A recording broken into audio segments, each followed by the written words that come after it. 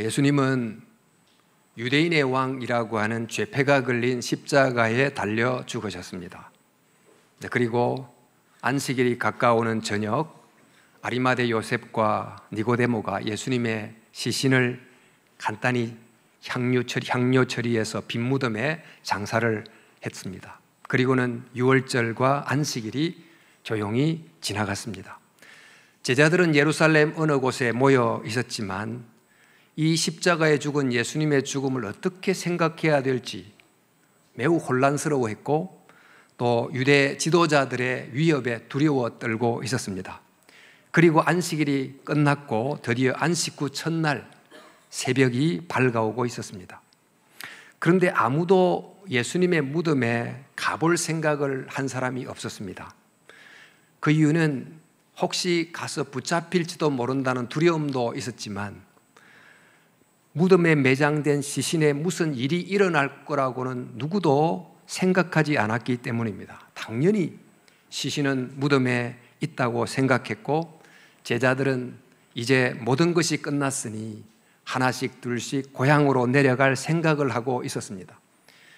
그들 중에 두 사람이 이제 엠마오라고 하는 곳으로 내려가면서 이런 대화를 나누게 됐는데 우리는 이 사람이 이스라엘을 속량할 자라고 바랐노라. 그런데 바로 이 사람이 십자가에 달린 예수님이 그런 분이 아니었다고 마음을 표하는 실망을 표현하면서 엠마오로 내려가고 있었습니다. 남아있는 제자들도 조금 있으면 다 그렇게 할 참이었는데 그들이 모인 곳에 갑자기 여자 제자 두 사람이 그들에게 찾아왔어요. 안식일이 또 끝난 날 첫 이른 새벽에 무덤에 갔더니 무덤 입구 돌이 굴려져 있고 시신이 없어졌다고 이야기를 합니다. 필시 누군가가 시신을 가져간 게 분명합니다 라고 제자들에게 이야기합니다. 누가 주님을 무덤에서 가져갔습니다. 어디에 두었는지 잘 모르겠습니다 라는 이 말을 들었던 베드로와 요한이 무덤으로 즉각 달려가 보니까 정말 무덤이 비어 있었습니다. 근데 이상한 것은 시신이 없어졌는데 시신을 쌌던 그 수의 세마포는 그대로 남아 있었습니다. 누가 시신을 가져간다고 하면 구태여 그 시신을 천처럼 둘러쌌던 세마포를 다 벗긴 채로 시신만 가져갈 리가 없습니다. 설령 그랬다 할지라도 그 벗긴 세마포를 가지런하게 정돈해 놓고 갈 리가 없고 더더욱 그 머리를 쌌던 그 천은 마치 가득 찬 공기가 안에서 쑥 빠진 것처럼 있는 모습 그대로 놓여 있었습니다. 아무리 상상을 해봐도 왜 이런 일이 일어났는지를 도저히 정말 알 수가 없어서 여러 가지 의문만 갖고 다시 제자들이 모여있는 곳으로 돌아오게 됐습니다. 그런데 바로 그들 속에 예수님이 나타나신 것입니다. 만약 예수님이 십자가에서 완전히 죽지 않으셨다면 그래서 무덤에 무거운 돌을 본인의 힘으로 스스로 열고 제자들이 있는 곳까지 걸어오셨다고 하면 문을 로크했을 것이고 또 그 모습은 수의를 입었거나 아니면 온몸이 상한 모습으로 그들 앞에 나타나야 했을 것입니다. 그런데 그 예수님은 문이 닫혀 있었는데도 방 안으로 쑥 들어오셨어요. 그래서 이게 유령인가 생각했지만 손과 발의 못자국을 보여주시고 만져보게도 하시고 심지어 같이 음식까지 먹으셨습니다.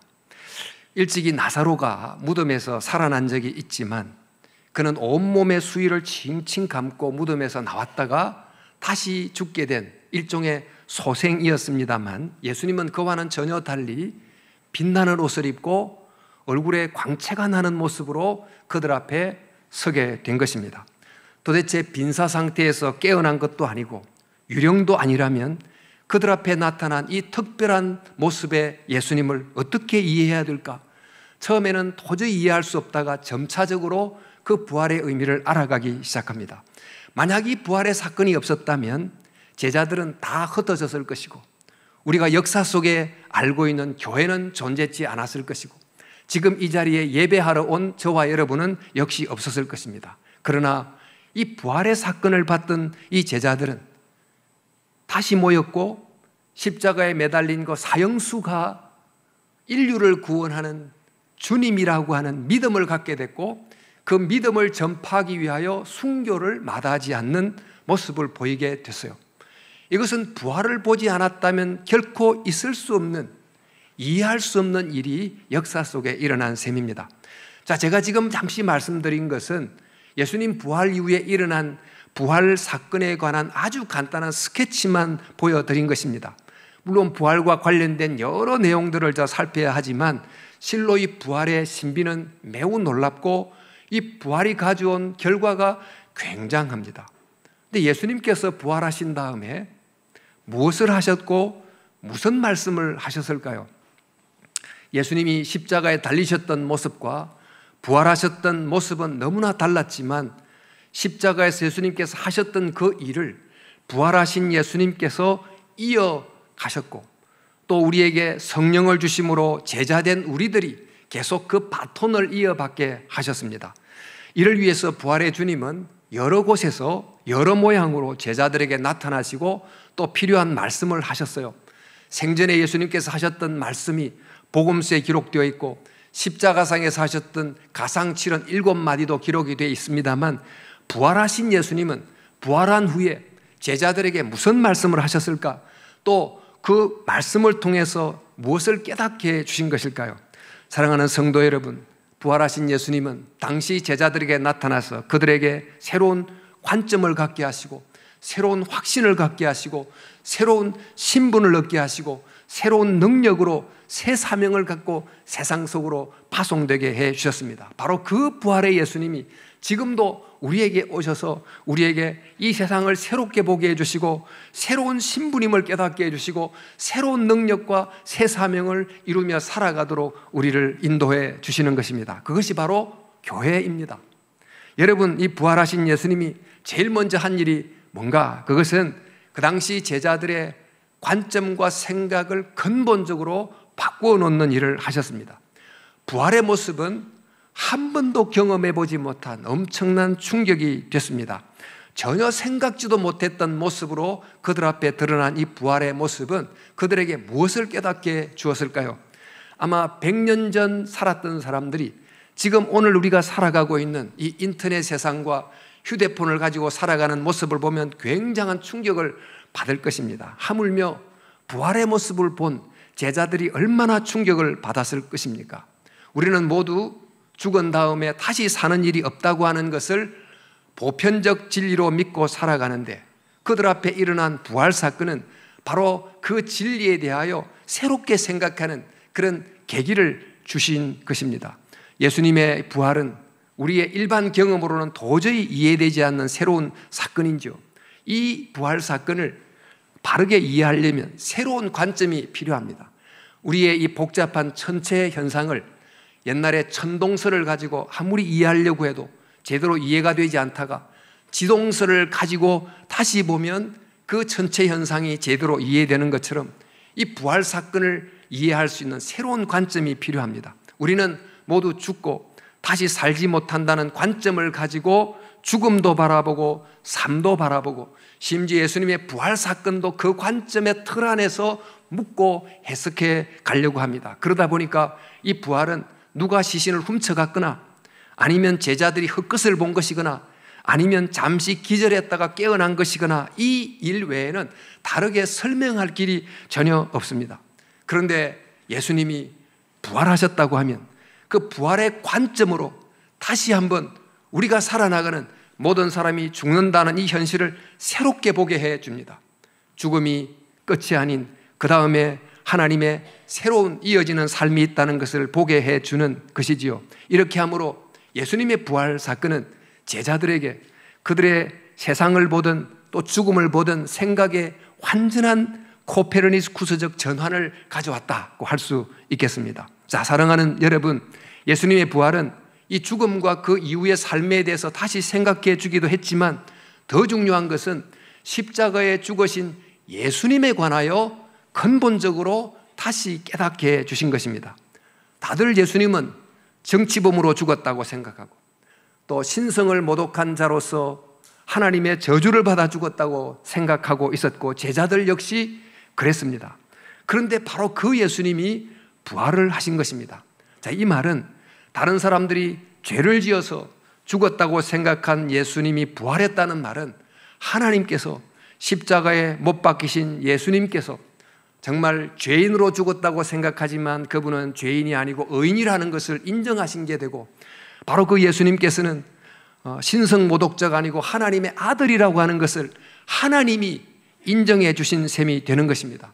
정말 십자가라고 하는 것은 악에 의한 패배의 죽음이 아닌 악을 이긴 승리의 죽음이라는 것을 하늘이 인정해 줬다는 이야기입니다. 이렇게 함으로 이 부활 사건은 십자가와 십자가에 달린 예수님을 완전히 새롭게 보게 만들어 줬습니다. 또 이렇게 하면서 자연스럽게 따라오는 변화가 있습니다. 그것은 성경을 이해하는 새로운 관점입니다. 성경 속에는 하나님께서 세상을 구원하신다는 수많은 약속들이 있습니다. 여자의 후손을 보낸다고, 아브라함의 후손과 다윗의 후손을 보낸다고 하시고, 인자가 와서 고난의 종이 되어 인간을 구원한다는 많은 약속들이 있습니다. 그러나 바로 이 십자가에 죽으신 예수 그리스도께서 이 약속을 현실로 만드신 분이다 하는 것을 통해서 이 성경의 이야기는 그저 이야기가 아니고 역사가 된, 현실이 된 이야기라는 것을 새롭게 우리에게 깨닫게 해주는 것입니다. 정말 이 세상에 하나님이 부활로 그것이 옳다고 인정해 준 이야기가 어디에 있습니까? 우리는 어떤 물건을 살 때 우리의 취향을 따라, 우리의 어떤 성격을 따라 선택합니다. 요즘 포스트 모던 시대에 믿음도 종교도 내가 원하는 대로, 내 기분에 드는 대로 종교를 선택할 수 있는 자유가 있다고 주장하고 또 자유가 있긴 합니다만은, 그러나 일반적인 물건은 우리의 취향을 따라 컬러도 선택하고 모양도 선택할 수 있으나, 우리가 중한 질병에 걸렸을 때는 내가 어떤 약을 내 취향을 따라 선택하는 것이 아니고 정말 인정받을 수 있는 중요한 의료기관에서 도장을 찍고 검증한 그런 약을 내가 복용을 해야 육체적 건강을 얻을 수 있는 것입니다. 하물며 우리의 영혼의 생명이 달려있는 이 중대한 문제를 앞두고 내가 취향에 따라서 이 믿음을 선택하고 저 믿음을 선택한다고 할 것이 아니라 하나님이 이것이 진리라고 인정도장을 찍은 바로 그 믿음, 그 신앙을 붙들고 살아가야 되지 않습니까? 바로 우리가 바로 지금 그 길을 가고 있습니다만은, 정말 이 길은 우리가 어떤 길인지, 예수님 안에 그 복음이 무엇인지를 더 깊이 알고 제대로 알고, 그래서 그 속에 담긴 은혜를 온전히 붙들 수 있는 저와 여러분이 될 수 있어야 될 것입니다. 자, 여러분, 부활하신 예수님께서는 이 죽음과 삶을 새롭게 볼 수 있는 눈을 주셨고, 또 십자가에 죽으셨던 예수님이 누군지를 다시 깨닫게 해주는 관점을 주셨습니다. 그러나 그와 함께 또 이어 이런 우리에게 새로운 관계와 새로운 신분이 주어졌다는 것을 깨닫게 해주셨어요. 정확하게 말하면 예수님께서 십자가 위에서 우리를 위해서 이미 이루어 놓으신 구원의 은혜에 참여하게 해주신 것입니다. 부활하신 예수님께서 우리에게 성령을 보내주심으로 십자가상에서 객관적으로 이루어 놓으신 하나님의 구원 속에 우리가 주관적으로 또 적용하면서 그 안으로 들어가게 해주셨다는 말입니다. 마치 엄청난 비용을 들여서 개발한 그 약을 환자가 먹으면 그 약효 혜택을 그대로 받는 것과 같고, 또 굉장한 노력을 들여서 준비한 굉장한 잔치의 초대를 받아서 그 잔치가 주는 기쁨을 만끽하는 것 같이 예수님께서 우리를 대표하는 왕으로 백성들을 대신하여 죽으심으로 이루신 그 구원의 은혜 안으로 들어오게 하시고 그것을 주관적으로 붙들게 해 주셨다는 것입니다. 그래서 우리가 예수님께서 십자가를 통해서 과거에 이미 이루신 것을 지금 이곳에서 현재형으로 누릴 수 있게 해 주시는데, 그 누릴 수 있는 중요한 그 은혜, 그 선물이 뭔가? 그 선물의 제일 중요한 것은 바로 하나님과의 회복된 관계입니다. 하나님과의 회복된 은혜의 관계를 우리에게 현재형으로 누릴 수 있도록 선물로 주셨다는 것입니다. 요한복음에 보면 무덤으로 달려간 마리아에게 부활하신 예수님께서 이런 말씀을 하십니다. 너는 내 형제들에게 가서 이르되 내가 내 아버지 곧 너희 아버지 내 하나님 곧 너희 하나님께로 올라간다 하라고 했습니다. 예수님은 지금 지상에 계실 동안에 아빠 하고 불렀던 바로 그 하나님께 올라가시는데, 그 하나님이 이제 너희들도 아빠 하고 부를 수 있는 분이 됐다고 하는 것입니다. 예수님이 그 아버지와의 관계 속에서 정말 누리셨던 그 하나님이 바로 너희들에게도 그런 아버지가 됐다 하는 이야기이지요. 이게 바로 십자가를 통해 우리에게 주어진 너무나 크고 놀라운 은혜입니다. 그런데 이 말씀은 예수님이 생전에 하셨던 탕자의 비유를 우리에게 떠올리게 합니다. 탕자가 아버지를 떠났습니다. 아버지를 떠나면서 아버지의 명예에 엄청난 타격을 주고 아버지의 마음에 정말 심각한 상처를 주고 아버지를 떠났습니다. 근데 아버지는 그 상처를 자기의 가슴에 다 담고, 그럼에도 아들을 기다리다가 돌아온 탕자를 보고 달려가서 아들을 끌어안고 다시 아들의 신분으로 회복을 시키지 않습니까? 우리 모두는 다 죄를 범했기 때문에 하나님의 자녀가 된다는 영광에 이르지 못한 존재입니다. 이런 우리들을 위해서 예수님이 십자가에 달리심으로 하나님이 다시 우리의 아버지가 되게 하신 것입니다. 다시 말해서 이 십자가라는 것이 아버지가 탕자된 우리를 만나기 위하여 맨발로 달려오는 생명의 길, 사랑의 길이 되신 거예요. 십자가란 길비로 지금 하나님 아버지가 탕자된 우리를 만나려고 달려오시고 그 위에서 우리를 안으시고 하나님의 자녀로 선언해 주신 것입니다. 자, 그런데 바로 이런 놀라운 신분, 회복된 이런 신분을 마태복음은 이렇게 다시 설명을 합니다. 이 마태복음에 보니까 너희는 가서 모든 민족을 제자로 삼아 아버지와 아들과 성령의 이름으로 세례를 주고, 오늘도 세례식이 있었지만 세례를 받을 때 아버지와 아들과 성령의 이름으로 세례를 줍니다. 왜 이 성삼위 하나님의 이름으로 세례를 받는 것입니까? 여러분에게 어떤 정말 소중한 물건이 있으면 그 물건에 이름을 써놓습니다. 이것은 내 것이다, 내게 너무 소중하다, 나는 절대로 잊어버리지 않겠다, 지키겠다, 이런 의미로 이름을 쓰지 않습니까? 이 세례를 받는다는 것은 삼위 하나님의 이름표가 내게 붙는 거예요. 이는 하나님의 소유, 하나님의 소중한 보물이 됐다는 것입니다. 하나님이 앞으로 소중히 여기시고 보호하신다는 뜻이지요. 그런데 이 의미는 또 조금 더 들어가면 이런 의미예요. 삼위일체 하나님의 이름 안으로 세례를 받는다는 뜻이에요. 하나님 아버지의 이름으로 세례를 받는다, 그 말씀은 어떤 고아가 좋은 가문의 양자로 입양이 됐습니다. 그러면 그 가문의 성을 붙이면서 살아갑니다. 그 가문의 이름 안으로 들어가서 그 가문이 있는 모든 그 가풍을 이어받고 또 유업을 이어받고 또 그 아버지와의 새로운 관계 안으로 들어가 살아가게 됩니다. 바로 이와 마찬가지로 이 아버지, 아들, 성령의 이름으로 세례를 받는다고 하는 것은 하나님의 영적 가족 안으로, 또 그 은혜 안으로 들어가서 새로운 신분을 얻게 됐다는 것입니다.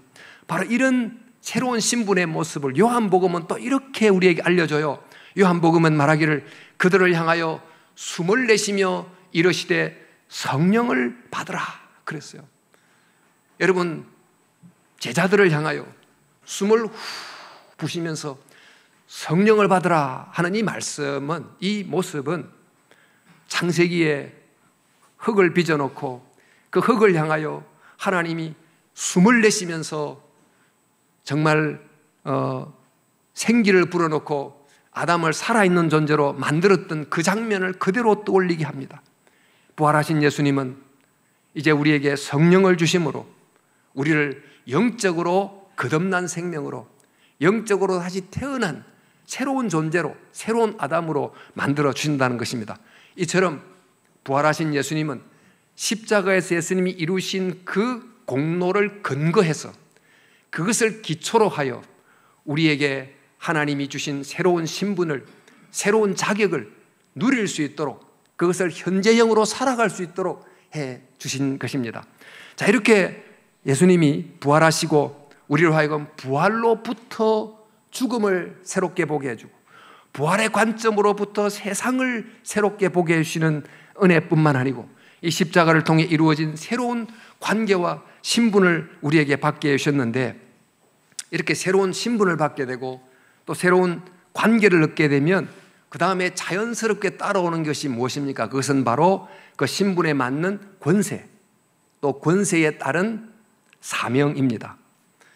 지금 또 대통령이 새로 세워졌는데, 이 대통령이란 새로운 신분이 주어지면 그에 맞는 권세가 주어지고 그 권세를 가지고 이루어야 될 사명이 함께 주어지는 것 아닙니까? 그 하나님의 자녀라고 하는 이런 새로운 신분에게 새로운 권세가 주어지고 또 그 권세를 가지고 행해야 될 새 사명이 주어지는 것입니다. 그럼 우리에게 어떤 권세가 주어졌을까요? 여러분, 우리 부활하신 후 예수님께서 이렇게 말씀합니다. 나는 하늘과 땅의 모든 권세를 받았다.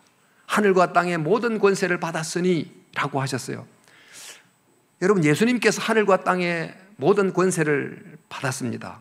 하늘과 땅을 다스리는 이 예수님의 권세는 어떤 권세입니까? 또 어떻게 그 권세를 받게 되셨습니까? 일찍이 광야에서 예수님이 시험을 받으실 때 사단이 예수님께 유혹합니다. 너가 내게 절하면 내가 세상과 땅을 다스리는 권세를 일시에 주겠다고 했어요. 마귀에게 절하는 자는 마귀의 방식으로 행사하는 권세를 자기가 줍니다. 말하자면 자기를 희생함으로 사람을 살리는 생명의 권세와는 달리 타인을 희생시킴으로 강요하는 그런 정말 죽음의 권세를 사탄이 주는 거죠. 그런 권세는 겉으로는 큰 힘을 자랑하지만 그 권세 아래서 많은 사람들이 고통하고 슬퍼하고 빼앗기고 그렇게 살아갑니다. 지금 우리 여러 상황 속에서 보듯이, 악한 권세자들에게서 보듯이, 지금 우크라이나 전쟁에서 보듯이 악과 죽음의 권세가 얼마나 사람들을 고통스럽게 하고 있습니까? 이런 많은 권세들은 결국 공중의 권세 잡은 자의 수하인 노릇하게 되는 것이지요. 그러나 예수님이 받은 권세는 십자가의 죽음을 통하여 악과 죽음을 패배시킴으로 얻은 생명의 권세예요. 우리 다니엘서 7장에 보면 이런 구절이 나옵니다. 인자 같은 이가 오는데 하늘 구름을 타고 와서 옛적부터 계신 분에게 나아가 그 앞에 섰다.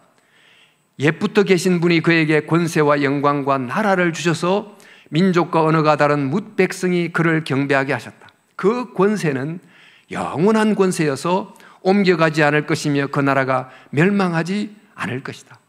자, 인자 같은 분, 즉 성육신된 그분이 하나님께 가서 영원한 권세를 얻는데 그 권세를 어떻게 얻은 것입니까?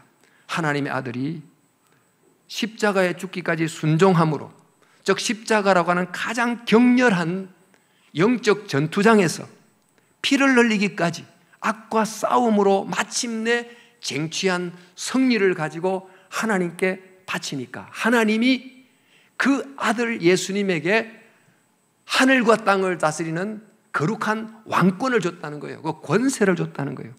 바로 이 권세는 정말 세상에게 생명을 주는 선한 권세예요. 사람들을 살리는 선한 능력입니다. 하나님의 통치가 이 땅에 이루어지게 하는 하나님의 선한 권세와 능력을 주신 것입니다. 그런데 예수님께서 이렇게 하나님 아버지로부터 선한 권세와 능력을 받으신 다음에 바로 그 권세를 우리에게 위임하세요. 하나님이 아들에게 그 권세를 위임했듯이 아버지가 아들에게 바로 그 아들 되신 예수님께서 우리에게 그 권세와 능력을 위임하시면서 사랑의 힘, 온유와 겸손과 은혜의 선한 능력을 우리에게 주시면서 예수님께서 이 땅에 하셨던 그 사명을 이어가도록 해주세요. 그래서 부활하신 주님이 그렇게 하시는 거죠. 자, 선한 능력을 주시고 또 그 선한 능력으로 행할 사명을 우리에게 주셨는데 이 사명은 일찍이 예수님께서 이 땅에 하셨던 바로 그 복음을 전하고 또 치료하고 회복하고 살리는 사명을 하게 하신 것입니다. 그래서 마태복음에 우리가 잘 아는 말씀, 그러므로 너희는 가서 하늘과 땅의 모든 권세를 내가 받았고 그 권세를 너희에게 위임하노니 그러므로 너희는 가서 모든 족속으로 제자를 삼아 아버지와 아들과 성령의 이름으로 세례를 베풀고 내가 너희에게 분부한 모든 것을 가르쳐 지키게 하라. 그 능력을 가지고 행해야 될 사명이 뭐죠? 그 사명은 바로 모든 족속으로 제자를 삼는 것입니다.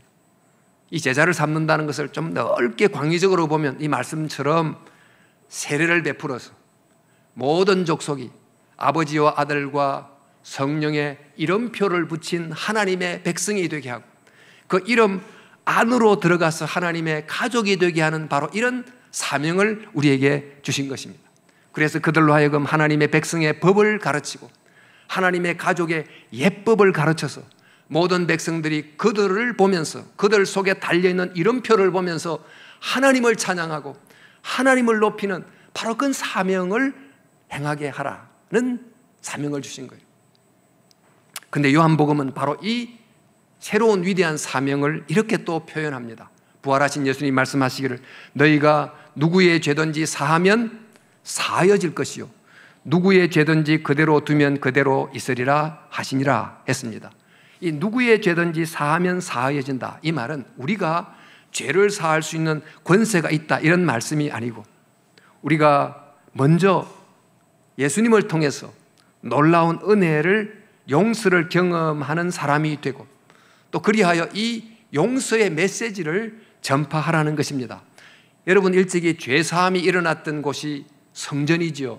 그런데 예루살렘 성전은 이제 더 이상 진정한 죄사함이 일어나지 않는 폐기된 유효기간이 끝나버린 장소가 됐어요. 이제 정말 하나님을 만나고 하나님으로부터 죄사함을 받았던 새로운 성전이 주어졌는데 그 성전이 바로 십자가상의 예수 그리스도입니다.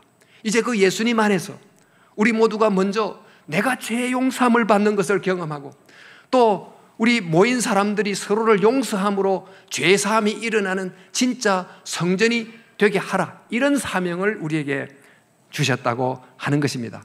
여러분, 부활의 예수님은 이렇게 우리에게 십자가로 말미암아 이루어진 새로운 신분을 우리에게 알려주시고 그 신분에 주어진 새로운 능력을 우리에게 주시고 또 그 능력을 가지고 행할 새로운 위대한 사명을 알려주셨다는 것입니다. 그리고는 우리를 세상에 보내십니다.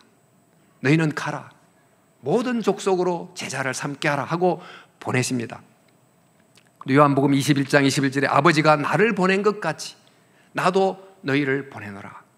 그러니까 예수님의 사역은 십자가 죽으시기까지 제자들을 부르시고 교육시키시고 훈련시킨 다음에 이제 십자가를 통해서 구원의 역사를 이루시고 부활하셔서는 그들에게 성령을 주시고 능력을 주시고 그들을 세상으로 다시 샌딩, 보내는 일을 하신다는 것입니다. 그런데 여기서 아버지가 나를 보낸 것 같이 나도 너희를 보낸다 이렇게 되어 있어요.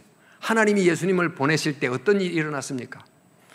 하나님이 예수님을 보내실 때 그 보내심 받은 예수님은 이 땅에 죄악의 세상 속에 살아가면서 그의 손에 못자국이 생기고 발에도 못자국이 생기고 옆구리에도 창자국이 생기는 그런 고난이 있었지만 그러나 그것을 통하여 마침내 사탄의 머리를 깨부수는 영적 승리를 이루지 않았습니까?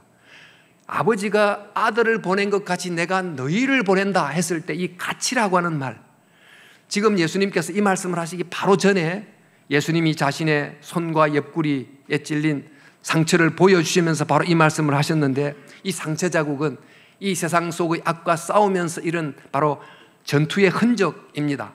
너희들도 이 사명을 감당할 때 이 위대한 사명이라는 것은 그저 쉽게 이루어지는 게 아니고 악과 마주쳐야 되고 때로는 고난을 통과해야 되고 때로는 멸시를 받기도 하고 오해를 받기도 하지만 그래서 마치 이 사단이 우리의 발꿈치를 물어서 상처를 내듯이 상처를 내기도 하지만 그러나 그 팔을 가지고 사단의 머리를 깨부수는 그런 참 승리를 마침내 이루게 될 것이다. 그러므로 이 새로운 신분에 주어진 새로운 선한 능력으로 선한 사명을 이루라. 내가 너를 보낸다. 이렇게 부활하신 예수님께서 말씀하신 것입니다. 그리고 한 구절을 좀 더 보면 마가복음에 보면 이렇게 되어 있습니다. 또 이르시되 너희는 온 천하에 다니며 만민에게 복음을 전파하라. 믿는 자들에겐 이런 표적이 따르니 곧 그들이 내 이름으로 귀신을 쫓아내며 새 방언을 말하며 뱀을 집어올리며 무슨 독을 마실지라도 해를 받지 아니하며 병든 사람에게 손을 얹은 적 나으리라 하시니라. 이것을 문자적으로 해석할 것이 아니고 우리가 선한 능력으로 복음을 전하는 새로운 사명을 감당할 때 여러 사탄의 공격이 있지만 그러나 뱀을 집어 올리는, 즉 뱀의 머리를 부수는, 또 하나님의 위대한 사명을 이루는 그런 역사가 있게 된다는 것을 알려주는 것입니다. 여러분, 이것이 바로 부활하신 예수님께서 우리에게 하신 말씀이고 우리에게 알려주고자 하는 내용이에요. 우리에게는 어떤 새로운 거룩한 신분이 주어졌는가? 이런 하나님의 자녀가 된 신분에게는 어떤 선한 권세가 우리에게 주어졌는가? 그리고 우리는 어떤 사명을 가지고 살아야 되는가를 알려주셨습니다. 그런데 이것이 우리의 모습이어야 되는데 실제 우리를 보면 예수님이 우리에게 주신 영적 신분에 대해서도 잘 알지 못하고 이 신분이 갖고 있는 강력한 선한 권세를 잘 활용하지도 못하고 또 이 놀라운 사명을 잘 이행하지도 못하는 것 같습니다. 지금 이 자리에 혹시 심리적으로 많이 억눌려 있는 사람도 있을 것이고 영적으로 너무 침체되어 힘들어하는 분도 계실 것입니다. 또 이런저런 상황 때문에 지치고 힘들어하고 고통스러운 사람도 있을 것입니다. 근데 사단은 이런 우리들에게 우리가 누구인지를 깨닫지 못하게 하고 또 우리가 가지고 있는 선한 능력을 활용하지도 못하게 하고 더 쓰러지게 하고 더 원망하게 하고 더 절망하게 하고 이렇게 합니다. 그러나 여러분, 이럴 때일수록 부활하신 예수님께서 제자들에게 찾아와서 상기시키고 깨닫게 해주셨던 바로 그 진리를 다시 깨달아서 우리에게는 하나님을 아버지라고 부를 수 있는 새로운 신분이 주어졌다. 이 새로운 신분에게는 정말 이 악을 이기고 고통을 이기고 절망 가운데서 통과할 수 있는 선한 능력이 우리에게 있다는 것을 기억하고 살아가야 될 줄로 믿습니다. 마음이 너무나 어려운 것으로 무너지고 있을 때도 기도와 감사라는 선한 능력으로 사단의 머리를 깨부수고 너무나 사람 관계 때문에 상처받은 마음 때문에 힘들어할 때도 용서라고 하는 선한 능력으로 사단의 머리를 깨부수고 또 사단의 이 세상의 악과 구조적인 너무나 견고한 이 성과 같이 되어버린 이 모순과 문제 앞에서 너무 상처도 받고 좌절하지만 정말 하나님의 말씀을 따른 순종을 통해서 또 영적인 승리를 이룰 수 있다는 것입니다. 이렇게 우리는 선한 능력으로 이 놀라운 사명을 감당하도록 보냄을 받았다.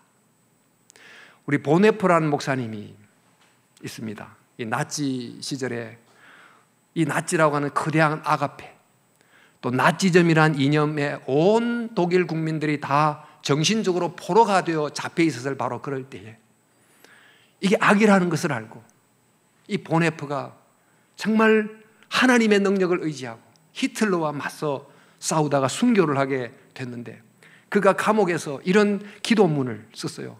선한 능력으로 라고 하는 기도문을 썼는데 그 기도문을 이제 복음송 가사로 이렇게 바꾸어서 곡을 부르는 내용이 있습니다. 여러분, 주 선한 능력으로 안으시네. 그 크신 팔로 날 붙드시네. 절망 속에도 흔들리지 않고 사랑하는 주 얼굴 구하리. 선한 능력으로 일어서리. 주만 의지하리. 믿음으로 우린 고대하네. 주 오실 그날 영광의 새날을 맞이하리. 이전의 괴로움 날 에워싸고 고난의 길을 걷는다 해도 주께서 모두 맡긴 우리 영혼 끝내 승리의 날을 맞으리. 선한 능력으로 일어서리. 주만 의지하리. 믿음으로 우리 고대하네. 주 오실 그날 영광의 새날을 맞이하리. 이 가사처럼 부활의 주님이 지금도 우리에게 오셔서 내가 너에게 새로운 신분을 줬다. 십자가에서 이루신 그 공로를 의지하여 준 새로운 신분, 그 신분에 따른 선한 능력이 너에게 있으니 지금 비록 내적인 문제로, 삶의 문제로, 사회적인 여러 상황 때문에 힘들고 어렵지만 선한 능력을 붙들고 일어서라. 위대한 사명을 향하여 가라.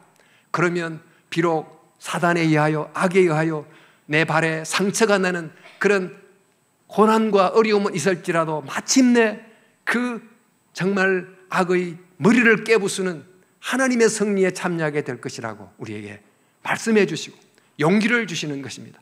사랑하는 성도 여러분, 지금 이 자리에 부활의 주님이 제자를 찾아오듯이 우리를 찾아오시고 우리에게 바로 동일한 말씀을 해주신다는 것을 기억하고 그 말씀을 붙들고 선한 능력으로 다시 일어나는 저와 여러분 되실 수 있기를 주님의 이름으로 축원합니다.